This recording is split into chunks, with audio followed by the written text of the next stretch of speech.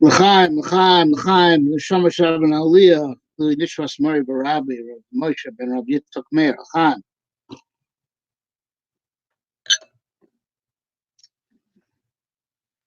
All right, don't forget to go to our website, and right on the home page is you'll see a banner right on the home page of the things that are L'zecher Mori Barabi, Moshe Shapira, Zechron Levracha, and right on the home page is also hesped. I sit on him at the Shloshim at the White Shul 3 years ago.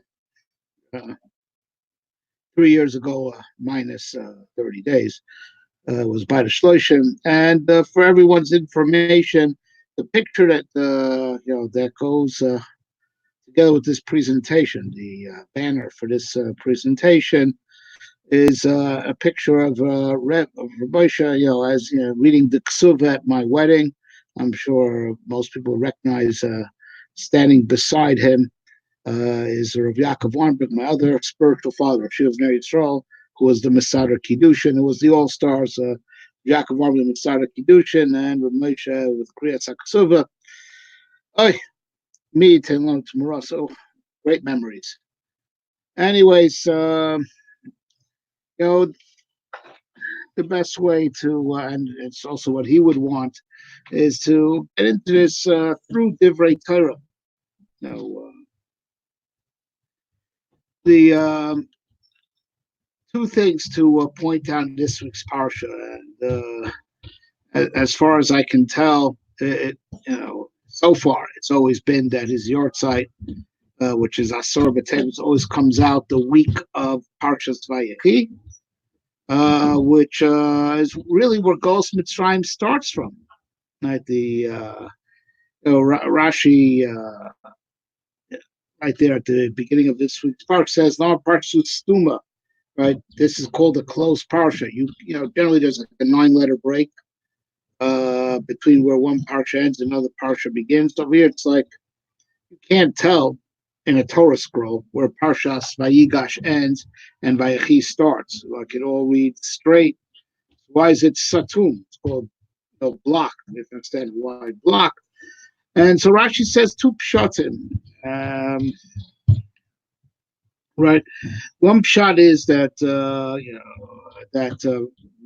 Yaakov wanted to reveal when the Golus would end, v'nistam mimenu, and it was blocked from him.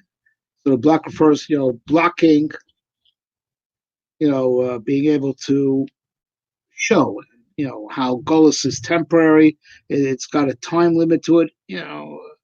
That was blocked from him.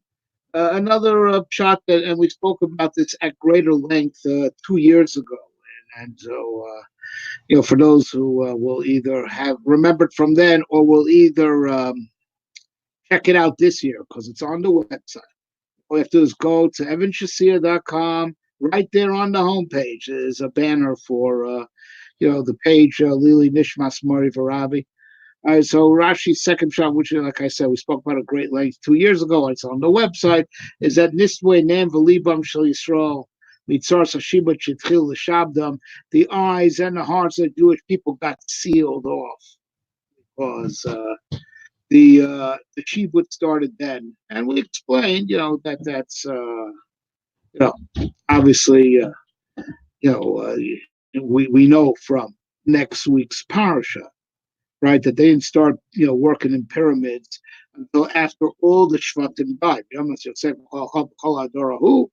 And then so it's not true. But if you have to read Rashi very, very carefully, the Golus started since that we lost our perspective and our understanding. So the stuma, this einayim v'libam, our eyes, we lost our perspective, and our hearts got sealed. We lost our ability to understand, right? It hit us in the ayin and the lave, and connected what we daven for every single day. And we explained 2 years ago that yes, with the stalkers of Morenu v'Rabbeinu, we lost our perspective and we lost our understanding. No one can. Both explain things to us to the point that they are crystal clear. That's ayin. And then there's also to give us the inner understanding. Sometimes you could see, but you don't understand, right? So there's or you can explain to someone theoretically, and that's understanding, but he doesn't see it. So who says any of it's real? It's a theory, right? To have the complete connection with Torah, right? With HaKadosh Baruch Hu, you need a nine v'lev. It's why we're commanded to guard these two organs. Lo sasuru. You have to keep the eyes and the heart pure. There's perspective. There's how to look at things, right? How to, there's a correct way to look at the information, right? There's like to notice the subtlety, to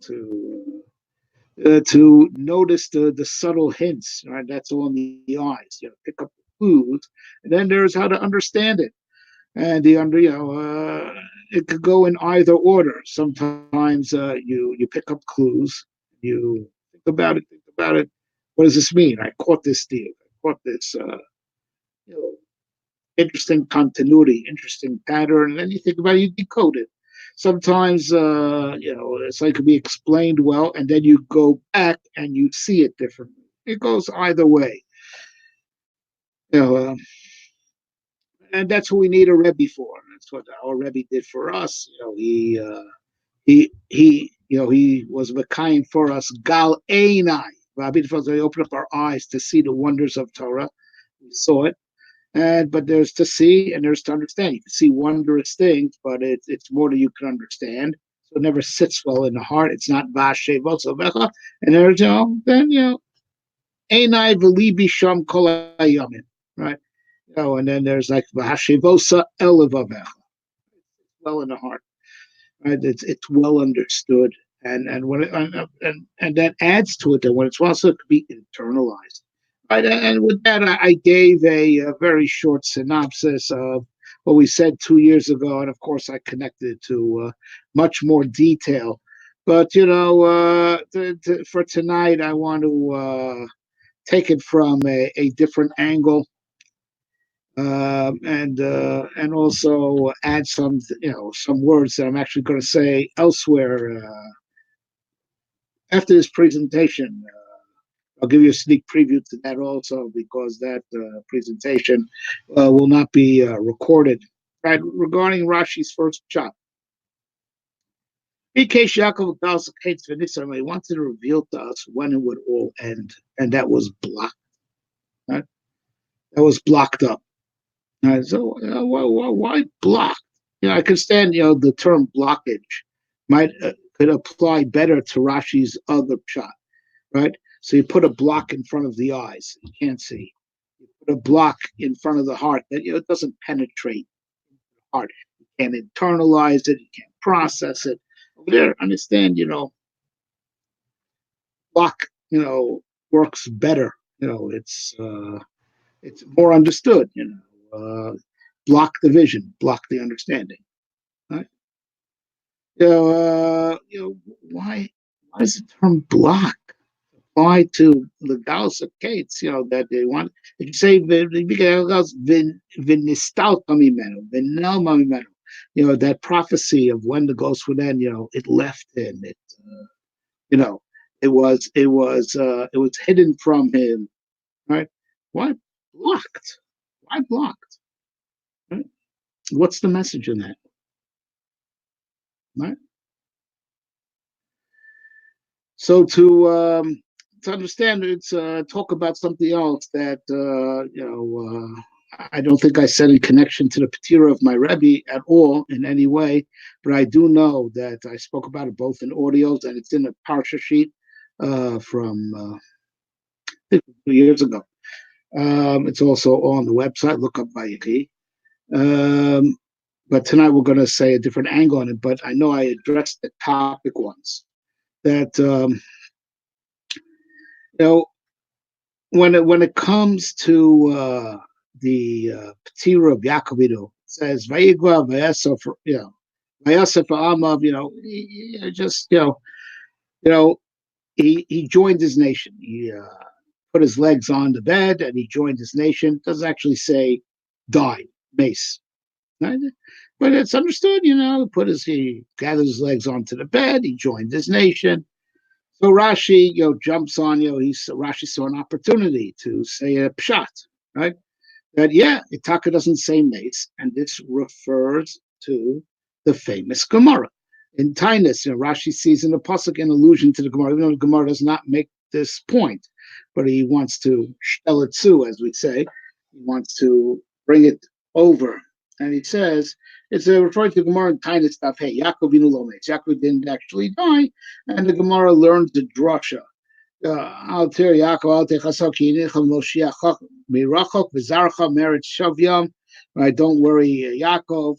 I may not be quoting. Is roughly the lashon of pasuk. Paul says, "Do not worry, Yaakov. Do not worry, Israel. I am going to save you from afar, and I'm going to bring back your kids from the land of their captors." So Makashul is out. Yaakov's being compared to his kids. You and your kids from the captives. Mazaro B'chaim Afuzayim. Just like his children are still alive, so also he's alive. So it's a grush. I'll be drush. Right. So Rashi wants to say refers to that drush. Right. And so now that Gemara is still difficult to understand because seemingly the kasha is better than the teretz. One Gemara says Yaakov lo meis. The other one says, so for what reason was he embalmed and buried? Well, these guys were all overpaid if he's not really dead, right? What was all the expense that went into the levaya, the kvura? I said, well, listen, I have this drasha, and that's how it ends. So it becomes a little bit of hard to understand. So you have a drasha, so you can deny the facts that you see with your own eyes from the drashas. That's a question on the Gemara. But the Gemara did not make Rashi's inference. Rashi uses the Gemara to explain why Misa doesn't say in the pasuk. But my question on Rashi is that's very cute. So it doesn't say Misa, death, in that pasuk that you made this comment on, bringing over that Gemara from Brachas. It does say Misa earlier, right at the beginning of the parasha. Vekravu Yemei Yisrael Lamus. The days of Yisrael drew close to death. What are you going to say, Rashi? It says the word Misa, in that pasuk earlier. Vekru Yemei Yisrael Lamus. As there's understanding the simple pshat in the Gemara, and there's understanding, Rashi makes a big deal. It doesn't say the word Misa by Yaakov's actual death, but it does say, and his days to die drew near, at the beginning of the parasha. Right? So how are we going to understand this? Right?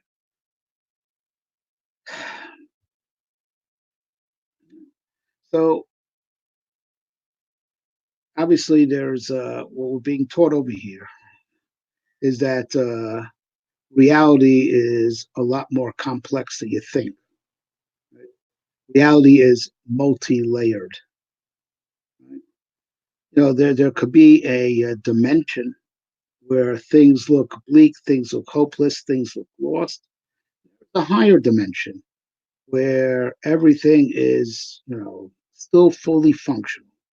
Now, of course, for an optimal reality, right? An optimal reality, everything should be perfect. And the perfection that there is in secret should also be fully revealed on the apparent level. Right? Just to give an example, a person could be a wonderful person on the inside, excellent personality, wonderful mind and heart, but his body is damaged, God forbid. Right? So now that's a shortcoming in creation, and we believe. Well, let's talk about what's definitely true. We believe that in the future, when all things will be repaired. And the Zohar says this, together with, the original damage done. You know what the original damage done to reality was? HaKadosh was shrinking the moon, right? And so we daven by Kirsh Levana, right? That Vayar Ol Levana Karachama, right? We refer, to those prophecies right? And we pray for the moon at that time, that it should speedily have that. That is like the first damage done to reality, because nighttime should not be so dark, right? Shouldn't be that. That's as it were, a blemish in reality, and that blemish in reality facilitates all evil. Not for the fact that it's dark at night, evil would not have a foothold in the world. So that's called the blemish that needs to be removed. We make the world 100% a good place. And says the Tsar, at that time is when all the people with blemishes will be healed. And that's the Tsar says that it'll happen together in tandem with the moon being healed and being restored to its full original size. Right?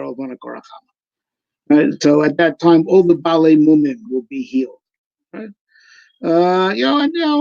That's a czar, but Chazal already said, in the Gemara it says, by the resurrection, when the body will come back perfected, right? So omdim b'muman u'misrapin. Initially, one will get out of the grave, and any of the blemishes they had in their lifetime initially will be, but then they'll be healed, right? Because the body will be attaining perfection at that time. That's called that the chitzonius and the pneumius, right? The outer layer of reality, and are being perfectly aligned. So now, the Torah has these multiple levels to it. The Torah has these multiple levels. And, and now the origin, of course, the Torah has many chambers. Everyone's heard of the Pardes, Shat, Remez, Drush, Sod, all these different levels. By the way, for the record, the correct order, we call it Pardes because, first of all, it alludes to the orchard, like the heavenly sphere. It's called the orchard. We go into these wonderful kind of like the deep concepts per se are called Pardes, right? Which is called the orchard. So that's why we use that term. But the real order of these different levels of Torah is Padras, Shat, Druz, Remesh, Sod, right? The many chambers of reality, right? But generally speaking, these four levels are generally speaking two, Shat and Sod. The simple and the apparent and the hidden, and the point of origin of where you see this compartmentalization of chamber within chamber of Torah, Torah versus the Torah, right? The written law versus the oral law. Now the written law is the simplest meaning. It's the apparent. It's the visible Torah. It's like the body of Torah. And the oral law is invisible. And going with the Shita of the Rambam, right? Hadvarim Shenikraim Pardes. These are its words. That which is called Pardes, Klala Gemara, right? That which is called Pardes, the secrets of Torah. That's part of Gemara, which is of course part of the Torah Shabbal Peh, right? The Gemara is the drushes, right, and the Pilpul and the drushes, as opposed to Mishnah, which is also Baal Peh. That's the codified law. As to our codified law, but there's everything Gemara, which is all the drushes and the lumdus. So Pardes belongs to that realm, and that's why the Goyim were able to steal from us the Chumash, the Tanakh. It was visible, and they were able to take it from us because they also share the visible space with us. It's not intangible. They were able to steal from us. So that's simple. Parashat they weren't able to steal with us, even though now it's been put in writing out of necessity. Still, they can't take it from us because it's like in a different dimension, right? So even if they could buy a Talmud in a bookstore, they can't connect to it. And they can't can't connect it, and they can't misuse it, and they can't abuse it the way they did with the Tanakh, because that's more parallel to the realm that we share with them, visible space. We Jewish people have we have bodies like they have bodies, and we share the visible world together with them. But we have souls that go to the connect to the higher spheres and higher realms, which they don't have, right? As the Nefesh HaChaim talks about in Shar Aleph, and parallel to that, they could steal our Torah Shabbat, even though it was meant for us, but they can't in any way touch our Torah Shabbat Peh, And that's why lo nikrasa bris el dvarim shabal peh. Right, the real covenant between us and Hashem is in the Torah shabal peh. That's where the secrets of Torah are, in the invisible Torah. Right, invisible to the eyes, but we pass it on. It's it's stored in our hearts, and we pass it on verbally, and you absorb. You don't take it in through your eyes, take it in through your ears, from Rebbe to Talmud, Rebbe to Talmud. Right. So now, so that's what the Gemara is really saying in Tanis. Yeah. So yeah, Chumash says that he died. Chumash says that he died. But I have a pidrush, I have a drasha that he's like his children, meaning through the drasha it is revealed that what the Jewish people being alive and guaranteed to be alive, that there'll be always something left of the Jewish people to save from the Golus and bring back. It's guaranteed. That's called Yaakov Lomes. We have the power of Yaakov Vinu.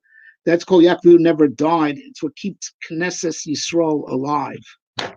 Keeps us alive wherever we are, right? And that's an amazing thing that the Jewish people, in the Golus, what keeps us alive? In what way are we alive? Like we're a vital living nation. What way? We don't have our own country, in Golus. Right? We're beginning to come back there too, but the process is far from complete, and we hope that Hashem, this is, really, the end game. That we're finally coming back, we hope and pray, that we're only going to move forward on this and not, but we're not secure yet, and it's only recent. It's like the last 70 years, more, but yeah, okay. But it's far from complete. But for nearly 2,000 years, we didn't have a land, right? And as far as have we been productive in culturally in terms of expanding the Tanakh, the Bible? No, that ceased already at the beginning of the Second Temple period with Chagi, Tzchariah, Malachi. That's it. They sealed the Tanakh. Right? Sealed the Tanakh. So what way we're spiritually alive? Our vitality is all in the spirit, right? Not in military might until very recently, and even very recently, Hashem should help. It's miracles and miracles, and Hashem should help. It should not stop, and there should be no setbacks, and there have been setbacks. So we're hoping that we are approaching the Gula Shlema, but we're not there yet, and you're not there till you're there, right? But until so recently in our history, for a very long time, so not a land and not a not a Beis Hamikdash and not a Tanakh, but our spirit was alive, right? Our spirit was alive. The Torah Shabbat, right? The oral law kept on expanding. The Mishnah, the Talmud, the Zohar, these things were all written during the Golus. Rishon Bar Yochai lived even the oldest parts of the Zohar after Churban Abayis. Right? These, and then we had, the Gemara, like we said, the Arizal came, to explain the Zohar. All these things happen in the Golus. The Torah Shabbat Pez, what's alive, right? That's what it means. Al Pidrush, we're still alive. Yaakov Lomes, the power of Yaakov, right? But some aspect of us is dead, and that's Yisrael, right? We may Yisrael almost. We know we have two levels to us. We have two levels. Right? We're called Yaakov and we're called Yisrael. Zer Yisrael Avdo, Bnei Yaakov Bechira, right? Kol Samar LeBeis Yaakov, B'Sagei LeBnei Yisrael. I mean, we could be here all night with psukim that will say in the same pasuk, Yaakov and Yisrael. And it's not being superfluous. It's not being superfluous. There's two levels to the Jewish people also. There's this two-ness of the more revealed and the more hidden is constant, right? On the when we are just like Yaakov Avinu, he was promised the name Yisrael when he creamed the Malach. He's Sarisa because you beat Esav and you beat his ministering angel, right? It's when we're strong and we're in our high point, and he gets it in full actuality. When Binyamin's born, he has all the 12 tribes together. Then he gets the name Yisrael, Right? It's called Yisrael at that time when Binyamin's born, and and then and whenever it's check the subtleties in the parshas. Whenever all the 12 tribes are together, he's Yisrael. Whenever, like during the time that Yosef was taken away, until the beginnings of the reunification in Parshas Miketz, where there's already a little bit of a regeneration because some sparks are sparking up because Yosef and the brothers got together, even though they're not fully reunited. Yosef didn't reveal himself yet. Until Yosef gets back, during the whole time that Yaakov is without Yosef in any way, shape, or form, even without Yosef in disguise, totally without, he's only called Yaakov, right? And you have to check how things flip flop in the pasuk. On our high level, we're called Yisrael. On our low level, we're called Yaakov. Yisrael is Russian Li Roach. Me at head. Yaakov, we know, means heal. Heal. We're lowly. We're at our low point. And as the Zohar says, at a time when there's a base of Mikdash on earth, we're called Yisrael. At a time when not, we're called Yaakov. And throughout our and this two-ness, it just applies on so many different levels. Right? We know that the Talmidei Chachamim, our Bnei Israel, the Amaratzin, or whatever, without getting into issues of gender roles, they're called Beis Yaakov. The higher level is called Yisrael, the lower level is called Yaakov. This is always the case. So now with this we can understand, just like we explained the Gemara is stressing it's the Torah Sheba'al Peh that's still fully alive, even though on the revealed level, Yaakov died. That's like from the Chumash level. He's, the Pshat level. He's dead, right? You go visit his kever, Marasa Machpelah, right? The spirit, which is represented by Torah, the spirit of Torah Sheba'al Peh is alive, and that's how Yaakov Lomes, the Jewish spirit, is alive. It's amazing how even though we were dispersed amongst the land of our captors, we're alive as a separate people. We never assimilated, and we're culturally alive, living spirit. Even if we don't have our own country and our own military, right? We're spiritually alive. The Torah Sheba'al Peh, as a function of the Torah Sheba'al Peh being alive and constantly expanding, even in Golos. The Jewish people also as a spirit, with Nobel Prize winners, advancement, ideologues. We've been very spiritually and culturally alive. This Jewish spirit, and that's why we never assimilated. And that's why we're guaranteed there'll be something left of the Jewish people to bring back from the land of captors. And that's all called Yaakov Lomes. The lower aspect of the Jewish people will never die. Even if we lost Yisrael, we don't have a base on Mikdash, right? We don't have Nevi'im anymore. And that's why the Tanakh stopped expanding, right? So we don't have Yisrael anymore, but Yaakov Lomes, right? And that's a certain Jewish spirit. So even if our body has been reduced to Yaakov, this I'm saying that we're teaching now in Kisvei Ari. There's a little parts of called Yaakov. That's Jewish people in miniature. That's who we are in Golos, right? And there's Yisrael, and that's the way we are. When we're in full force, but we're called Yisrael when on the revealed level, our full greatness shines through. When our full greatness shines through on the revealed level, we're called Yisrael.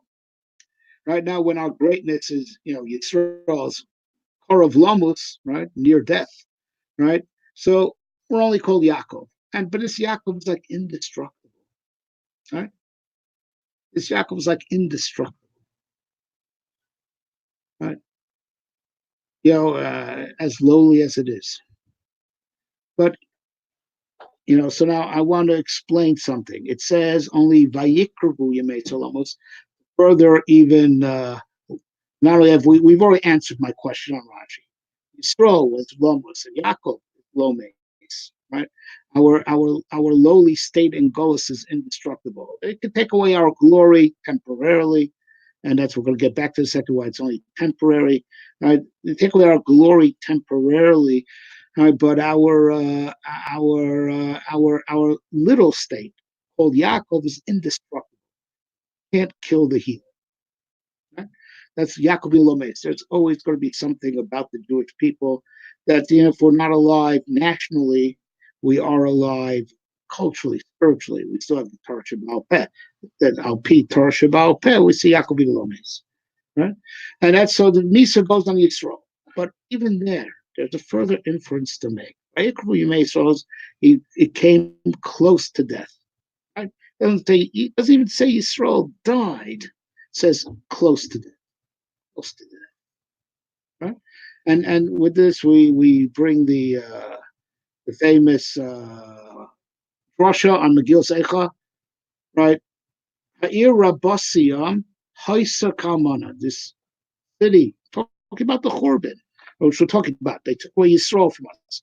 Churban Abayis is called that we lost Yisrael, and now we're only Yaakov. So Ha'ir Rabbasiyam Haisa Ke Almana.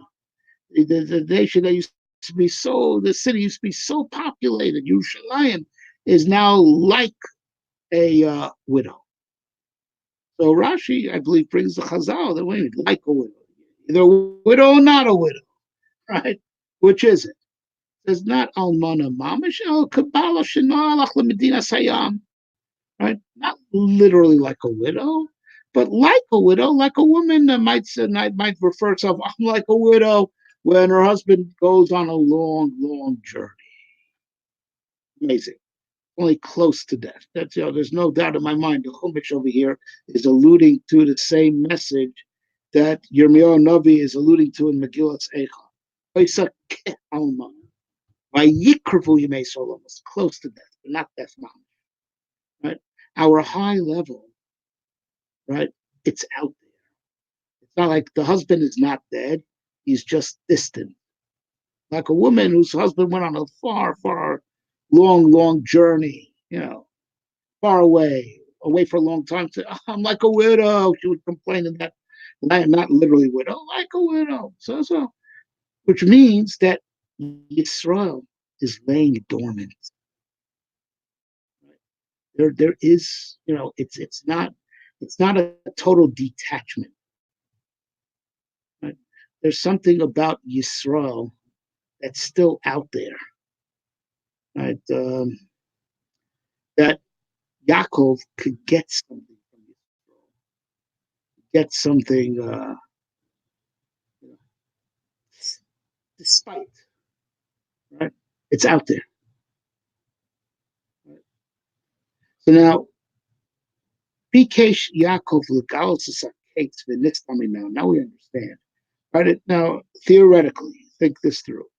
Right? By the way, I know we're not getting to. I will very shortly bring this all back to my Rebbe, but trust me, my Rebbe would want this. He was all about using every opportunity to teach Torah and to look for the divrei Torah in everything. Right? So, and when I heard my Rebbe be maspid, I mean, the one that comes to mind is Shlomo Zalman Auerbach. He gave us a Hesper of Shlomo Zalman Auerbach. It was first a shir about the Inyan, and then you bring it back to the person. That's the way he would want it. He would want this to be a teaching moment. So please bear with me. So the Bikesh Yaakov, Legalos Haketz. Right? So imagine if he would have revealed the end. Everyone would just laugh at him. Right? Everyone knows it's temporary. Right? You would have that power of that certainty. Right, that certainty that it ends there. This is where it ends. It's temporary. It's only, and every day you get closer to the end. So not only as Golos gets longer and longer, you wouldn't only not lose hope, you would actually gain hope because you're getting closer and closer to the calendar date when it ends. So a long Golos is not exhausting and challenging to an Emunah. A long Golos, actually, the longer it gets, the happier you become because getting closer to when it finally ends, right? The whole situation turns on its head when you have that certainty. That certainty, Goals just can't take you, can't challenge you, can't move your faith. Then, like we said, the longer it drags on, the happier you get because it's ending, right? You're closer to the end. Right? It's like the way you feel at the end of school year, right? Zman, it's bad. Yeshiva guys, Zman, right? Zman ends in just a couple of days, right? So, it's that's what it'd be if you'd have the case. Like it's like we would have the confidence, right? And the resilience, the confidence, the simcha, as if we're Yisrael, even in the goals. Because of course to reveal the case, to give it, reveal it, in a way that we'd internalize it. We wouldn't just like say a date and say and good luck to you guys. Instill within us the emuna that that the ghost is temporary, and therefore we're having the case internalized. Like the longer it schleps on, the happier we would get, because we know it's ending. They wouldn't break us. It wouldn't come close to breaking us, right? It's like we'd never lose Yisrael, even within Golos, because we'd have the power of the upcoming freedom, fully in front of us at all times, fully in front of us, right? Right?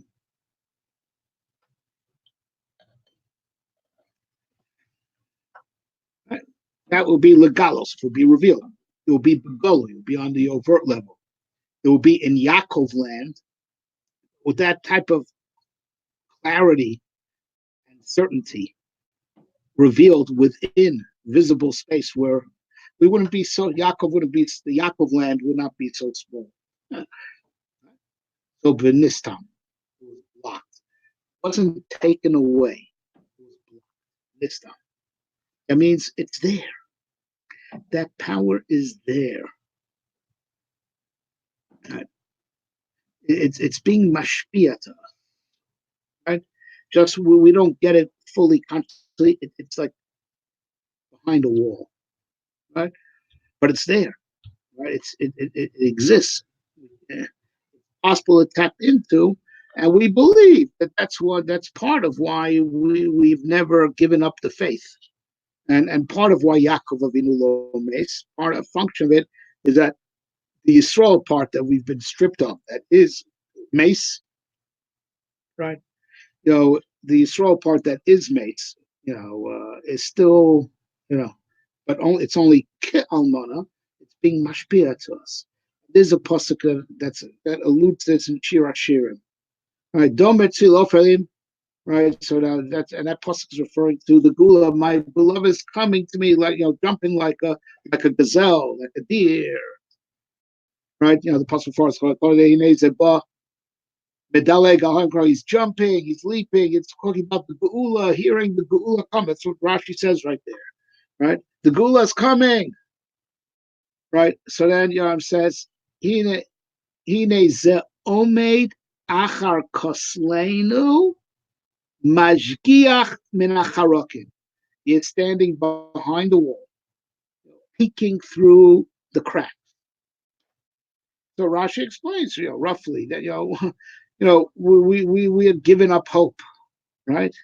We thought he had abandoned us, and he was right there, right behind the wall, right there. He was always there, right behind the wall, right? And he was peeking through the cracks. Right? That's Vinistam Imeno. It's blocked. It's behind the wall, but he's right there behind the wall, peeking through the cracks, being mashpia to us. That even Yaakov could have a time of Yisrael. Yeah, you can have a time of that. Be careful about this case. It's behind the wall, but it something could seep through. Something could seep through if you try hard enough. There's a block, but you have to try. If you try hard enough. So now Yaakov is not the only one who didn't die. Alpi Jewish. There's another guy like this. The Chumash says he died and he was buried by God Himself. Buried. Vayomas Sham Moshe Eved Hashem. But yet Chazal say, and the Rambam brings this. And it's Chazal. In the Takdama to the Pirush HaMishnayos on Zoin. Moshe Rabbeinu lo meis ela oimed umeshamesh amorum. Right. Moshe Rabbeinu did not die. He is serving from heaven. Amazing thing. And the Rambam brings it. And the Rambam says, his death was, and the Rambam he doesn't explain at great detail, but he says he died in a relativistic way. For us, he's dead in the sense that We miss him. This is what the Rambam writes. We miss him, but for him, he just went to a higher level. Sometimes death means, the guy's at the best when he's alive in this world. Where he goes after this is nowhere good. Right? And Moshe Rabbeinu, he died to only attain a higher level, but to attain a higher level, not just, the Ram doesn't go into detail, right? But to attain a higher level, not just, for his own pleasure, but he attained a higher level for us. Omed umeshamishmum. He's working in heaven. He's serving. He's serving in heaven. Right? Now, this is true from, we're jumping ahead to our next Chag. Next Chag on the calendar. We just finished Hanukkah. The next real Chag, Chag Midrabanan. There's Tu B'Shvat, but it's not a Chag in the normative sense. We'll explain what Tu B'Shvat is when we get to it. But the next Chag we have on our calendar is Purim. Right? So now we know, Purim, we celebrate Jewish survival against Amalek, and we know that it's the Purim principle that keeps us going. Because B'chol Dover Dor Omdim Aleinu L'Chalom Seinu, they try to kill us and everything about Kosher Matzeh Miyarim. It's the Purim principle, right? It was promised on Pesach. That's why we say it in Haggadah Shel Pesach. Yisham Delav Seinu. But the Purim was to put that principle, that promise into actuality. On Pesach, we commemorate the promise, right? The promise that was made for, but Purim was like, that promise went into active mode, and we're living off that promise ever since, right? It's, the how now, and we know from the very first battle with Amalek, right? Moshe had to have his hands up in prayer. And then the Gemara Mishnah Rosh, as the Chumash says, and Mishnah Rosh explains the significance of it, right? It was vital to win the war. And when Moshe's hand went down, we were losing the war. Right? So Mishnah Rosh explains it was to connect us and remind us that Hashem is, to be subjugated to Hashem. And when you're subjugated to Hashem, no one can take you, right? How does that role get fulfilled in all the future wars with Amalek? Where was the Moshe Rabbeinu type figure when Shaul took his campaign? How about in days of Mordechai and Esther? Right? How about throughout history? In all our stories of survival. We went up because Muhammad Hashem Ba'amalek meet door to door. We face off with him in every generation in some form or another. Where's Moshe? Right? We need the guy with the hands up to keep us connected, in our hearts to Hashem. He's doing it from up there, right? So on our apparent level, as Rambam says, we're missing him. We miss him so much. We can't walk up to him and ask him our shilas, like the Gemara says in Tamura. They forgot so many halachas during the days that they were mourning Moshe. They asked Yoshua, go ask God. I'm not allowed to. Only Moshe was allowed to. Oh boy, they were really missing Moshe. Right? But as the Gemara there considers, Achzirim Asnil Ben Knas Pilpulo, took us away with its pilpul to reconstruct what they lost. And that's a little bit of a function of Moshe is serving from heaven. It's called Moshe Rabbeinu, our Rebbe, of all generations, even though me and you never saw him. No, because from heaven, even though we don't have him with us on earth, he's still our Rebbe, even on heaven. From heaven, he's working from literally behind the scenes, behind that wall, right? So Moshe, is has a very parallel role. So we are stripped of the glory of having Moshe Rabbeinu interacting with us directly in a way that our eyes see him, our ears hear him. Direct contact we don't have, right? But we will have that in the future.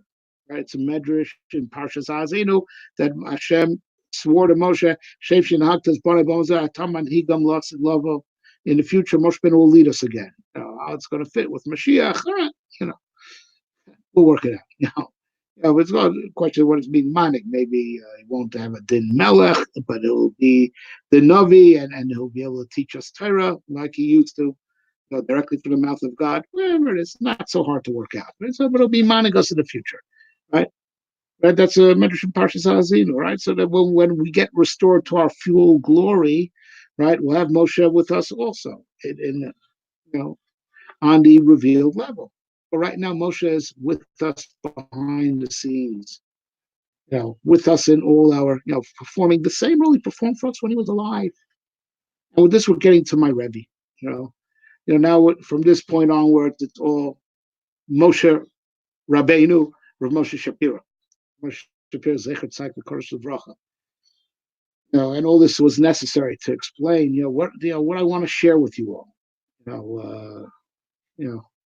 And I think it's a tremendous thing about a person. You have to say a whole shiur to explain what he is and what he's about. That's godless. That shows that person is a living Torah, right?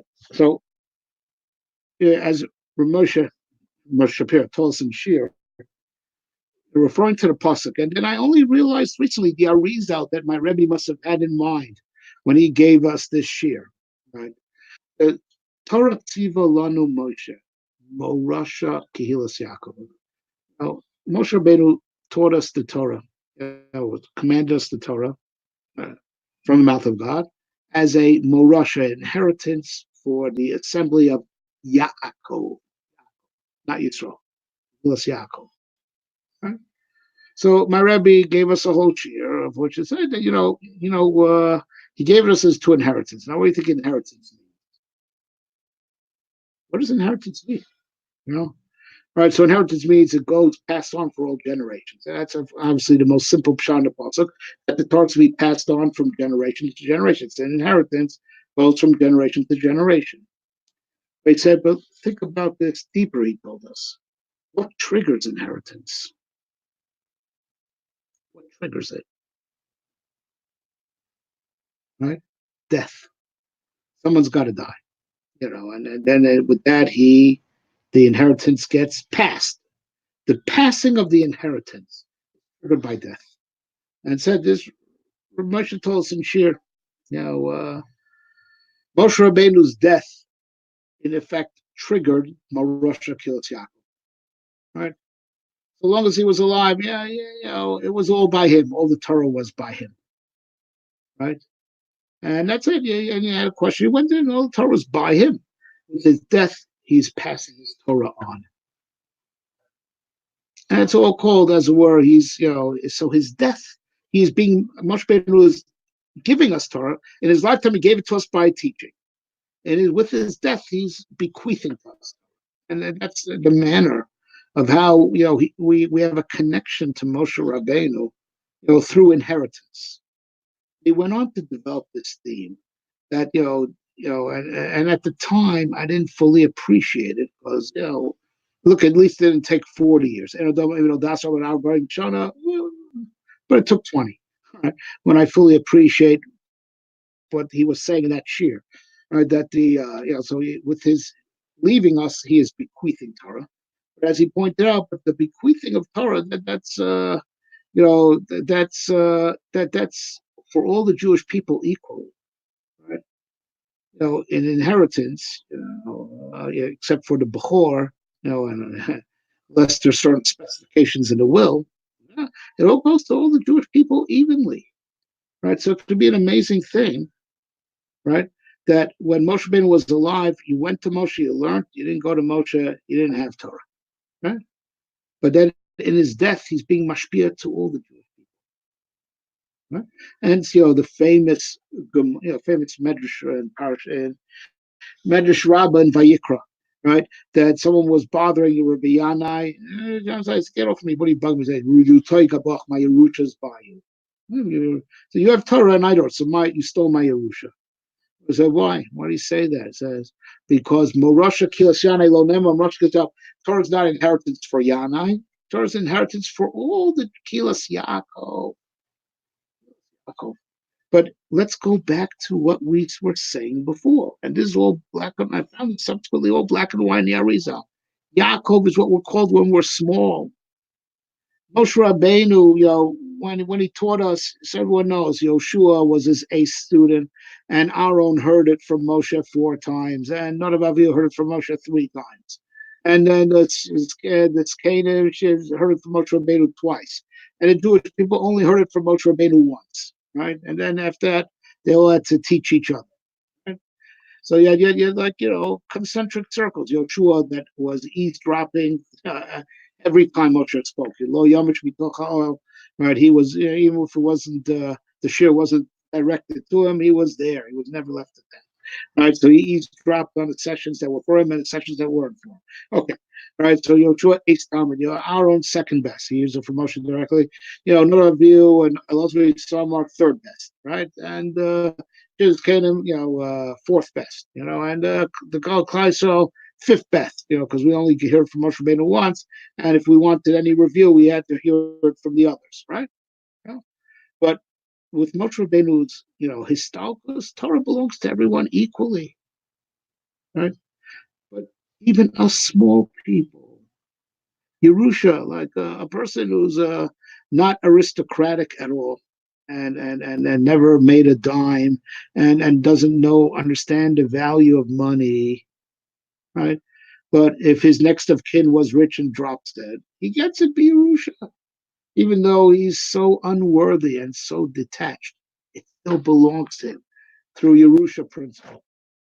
Even though he didn't do anything to earn it, he didn't do anything to be like commensurate with it. Simple guy, doesn't have, to him, a nickel's a lot of money, and he never made a nickel in his life, and all of a sudden, Yerusha, because the next of kin was very rich, and he got it because he died, right? That's an amazing thing. And this the Arizal says, Torah Tziva Lanu Moshe. Morasha Kehilas. Yaakov says the Arizal. Moshe, who's on the level of Yisrael, he's our high level. It never got better than under Moshe. Right? And let's just talk on, in Arizal terms. Right? Moshe Rabbeinu, he's on the upper level. That's called Yisrael. Right? But he gives and he emanates out to Morasha, kills out the small people, the parts of called Yaakov, which is what we'll call word small. Moshe Rabbeinu gives, but it's Morasha kills Yaakov. Maybe Yaakov, our little form, is not worthy to learn directly from Moshe Rabbeinu, right? Let's say the Dor Dea, the generation that was directly under him, that was that Mamar say they're all Yisrael, right? But Morasha kills. That Moshe Rabbeinu is mashpia from afar, from behind the wall, and from behind the wall, on that principle, even be mashpia to someone very small, Yerusha, right? You didn't get it because you're a worthy student. You got to be Yerusha. Right? The amazing thing that it facilitates the system, and that's the way Moshe Rabbeinu lo mace. He's still being mashpia. He's still working, but it's behind the wall, from over the wall. He's on the inside, Yaakov is on the outside. That same Arizal references a famous Zohar that says Moshe is on the inside, Yaakov is on the outside, and he says it refers to Moshe Rabbeinu on his high level, and this Madrega called Yaakov, that's small parts of Yaakov, right? He's on the inside of things, on the secret inner chamber, on the inside, behind the wall, right? We're on the outside, on the other side of the wall, but it's mashpia, lachutz, right? And he gives even Yaakov a taste. Mashgiach min hachalonos, meitzit min hacharokim. Achar kosleinu, looking through the windows, peeking through the cracks. Gives even to Yaakov. Right? But it's Moshe giving to Yaakov. That something from behind the wall seeps through. Right? It's not that the high levels have been totally removed from existence. They're there, they're behind the wall, and there is a principle of breaking through the wall, breakthrough, and being mashpia even to someone very small, big divrei Torah. In a way that the small person really gets the big divrei, on his level, but he gets it. He gets it on his level. It's like getting some Yerusha as opposed to earning it. Right? You got it. May not be worthy, didn't earn it, but you got it. Yerusha, you don't earn, you get it. Right? And that's the message of Parshas Vayechi. We have the tremendous power taken away from us behind a wall. It's nistam. It's blocked, but it's not out of reality. The little Yaakov is still alive, and little Yaakov, who's indestructible, that living spirit that makes it indestructible could, also connect to the even higher levels that are on the other side of the wall. That's what my Rebbe did for us, right? In general, he was, first of all, generally speaking, of his way of learning, he was against the idea that, well, we're small, we have to give up, and the best we can do is just parrot. He was always looking for newness in learning. New and understand, we're small, but we're not dead. And the Torah, the high levels of Torah, they didn't disappear. They may be behind the wall if you work hard enough. And that was his life's work. He was Moshe Omed Umeshamish B'Morom, right? He tapped in to those high levels of Torah that we think belong to a world long gone. And he explained books to us that we would say are not for our generation. And he really gave us a real palm. He broke through the barrier. He was Mashgiach min hachalonos, Meitet min hacharokin. And to us little Yaakov people, right? He was able to be mashpi and open our eyes. So even though our eyes and hearts are generally blocked, right? He broke through the block and gave us a glimpse. Really, ayin broke through stima, broke through the block of the heart and gave us a real, intellectual and emotional connection. It was real. It wasn't contrived. It wasn't artificial. It was real. It was eyes and heart. He gave us a glimpse. He gave us an understanding. He gave us a connection, right? And he never wanted to hear anything like, not for our generation. He didn't want to hear that. That's the Yetzer Hara talking. We're small and like let's revel in it, and let's wallow in it, and he viewed it as fake humility that's coming from the Yetzer Hara. It's a discouragement. We have to try. We have to try. There's a lot. It's just over a wall. And we have to do what we can to tap in. Now is his life work to make those cracks, to open those windows that on the other side of the wall should shine through. And we should have a taste for it, even us in our lowly state. And he was very tough with us. He never said, don't think you're great. You're small. He used to always point out that HaKadosh Baruch Hu, in his great mercy and his historical trend to be proven, after terrible setbacks, always there was tremendous spiritual resurgence. Right after the Churban HaBayis was the Mishnah. All right, the Churban got worse. Goes, but eventually the Gemara, was a pushback. Right, there was the expulsion from Spain, but then right now we had the Beis Yosef and the Arizal. Right. So then he looked around the room. He said, so you might say us. We're after the Holocaust.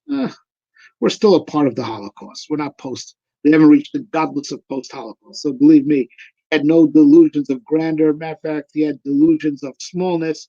He was very tough with us. Right? But he was working for that. That was what it is to not give in. You're small, but let's forget. Small, but Yaakov, you're not dead. You're not dead. You may be small, but you're not dead. So as long as you're alive, you will have to continue to steig and try to understand as much as you can. And also the Torah is still there. The Torah wasn't repossessed, right? There's a wall. There's right. As the Chazal say, for the time of Israel, there's a mechitzas barzel, right? There's like a wall of iron between us and Hashem. As the pasuk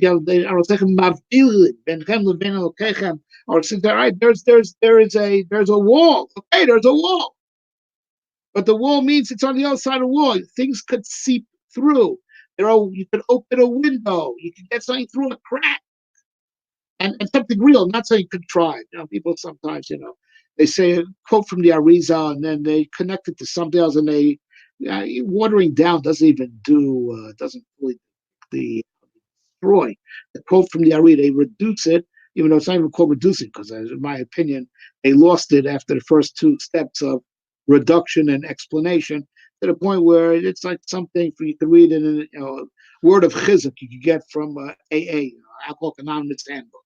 It's ridiculous. Right? He gave us really the Torah of the Ari, really the Torah of the Gaon, Ramchal, Leshem. Right? He opened these things up. And there's no doubt that, his life's work doesn't end. It's Morasha Kilatz Yaakov.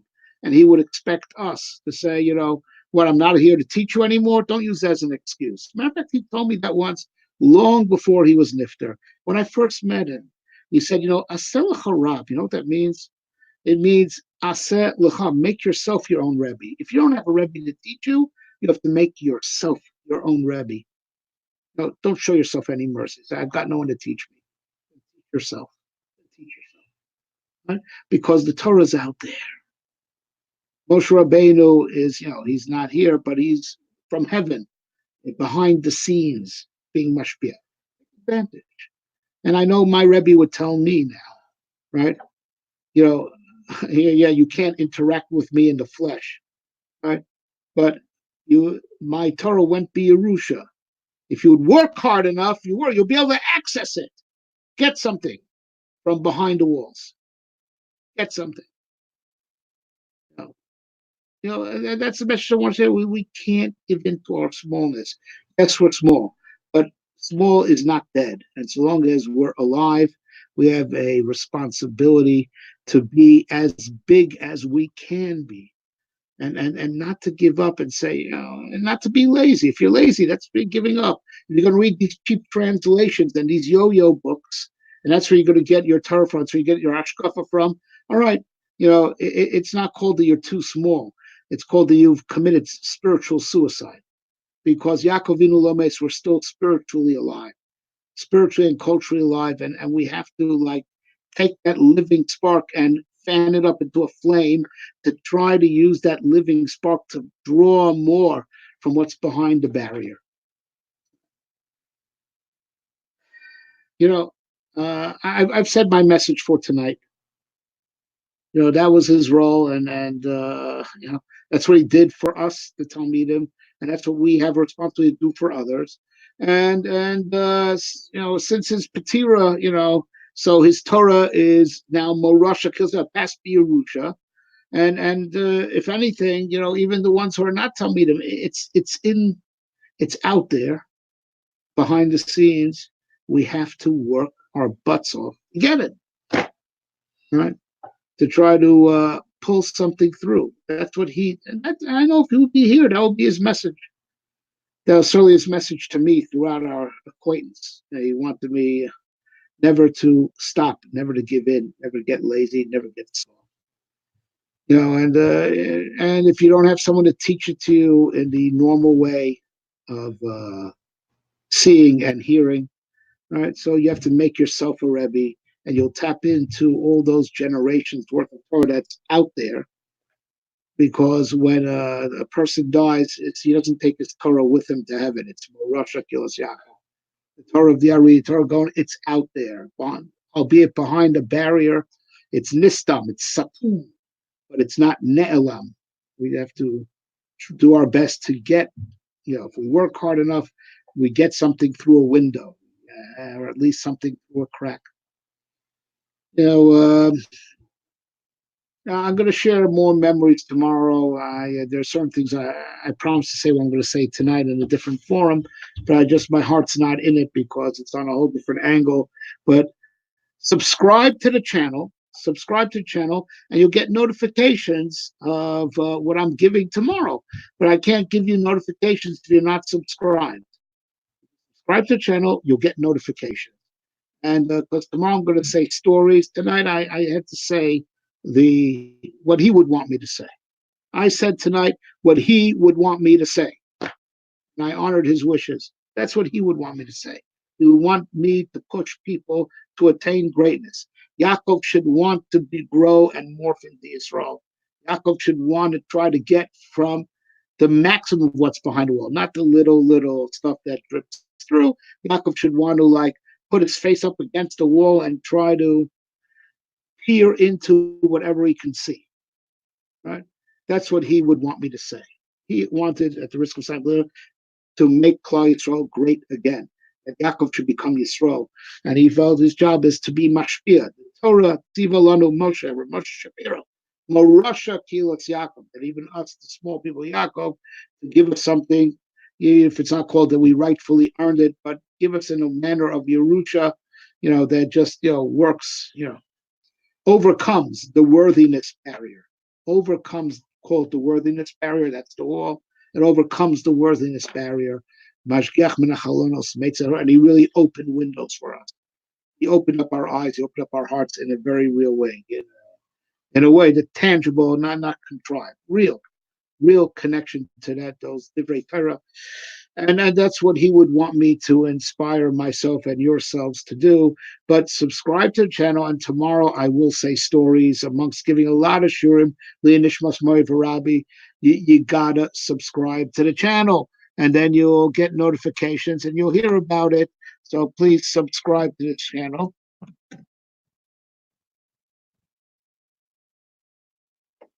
And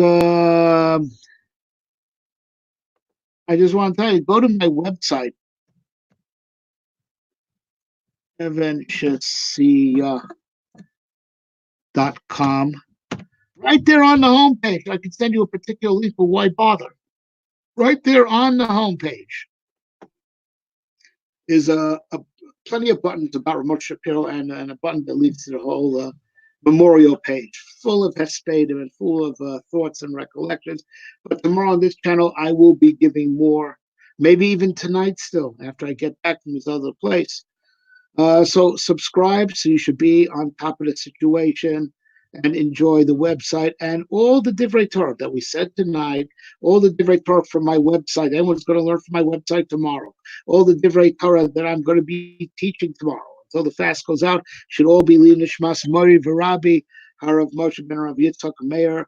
Zechuso Yogen Aleinu V'al Kol Yisrael. L'chaim.